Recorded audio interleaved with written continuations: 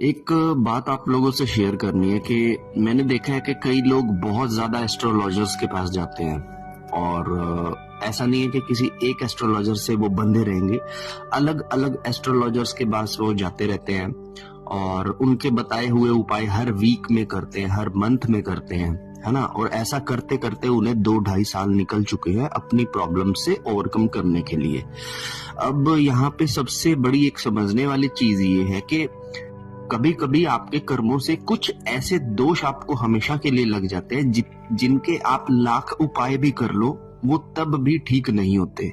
अब यहाँ पे एक चीज जो लैक करती है वो होती है हमारी पावर ऑफ एक्सेप्टेंस, कि जब तक हम अपनी दुख को, जिस दुख के अंदर हम हैं, जिसकी वजह से हम एक एस्ट्रोलॉजर से दूसरे के पास, दूसरे से तीसरे के पास जा रहे हैं, जब तक हम उसे एक्सेप्ट नहीं करते तब तक हमारा नया रास्ता खुलता नहीं है। और मैंने देखा है कि लोग एक प्रॉब्लम को लेके ढेरों एस्ट्रोलॉजर्स के पास चले जाते हैं, ढेरों फीसें उनकी दे देते हैं, सारे उपाय उनके कर लेते हैं और वो उपाय करने के बाद भी उनके जीवन में रत्ती भर फर्क भी नहीं पड़ता।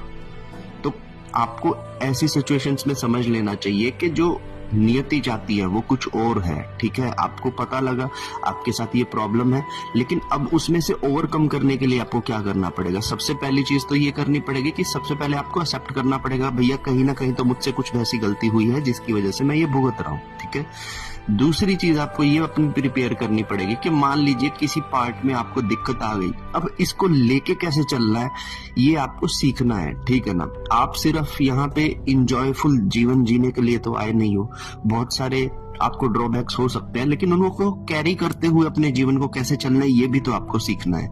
आप जब भी कभी किसी 60-70 एज के किसी व्यक्ति से मिलोगे ना, बूढ़े व्यक्ति से मिलोगे, तो आपको समझ में आएगा कि उसकी लाइफ में भी कुछ ऐसे ड्रॉबैक्स थे जिनका किसी वास्तु ने, किसी एस्ट्रो ने इलाज नहीं किया और उसको कैरी कर कर वो लोग पूरा जीवन जीकर चले। तो कहते हैं ना, आपके ताकत रखो अपने अंदर, है ना। कभी कभी दुख सहने की भी ताकत आपके अंदर होनी चाहिए। जरूरी नहीं है कि हर एस्ट्रोलॉजर्स के पास जाकर आप उनकी फीसें देकर आप सोचो कि मैं बच जाऊंगा अपने दुख से, ऐसा नहीं है। तो समझो, सीखो और अपनी शक्ति को बढ़ाओ और जो भी सिचुएशन है उसे दिल से हैंडल करो, एक्सेप्ट करो और उसको लेकर चलते रहो। हर हर महादेव।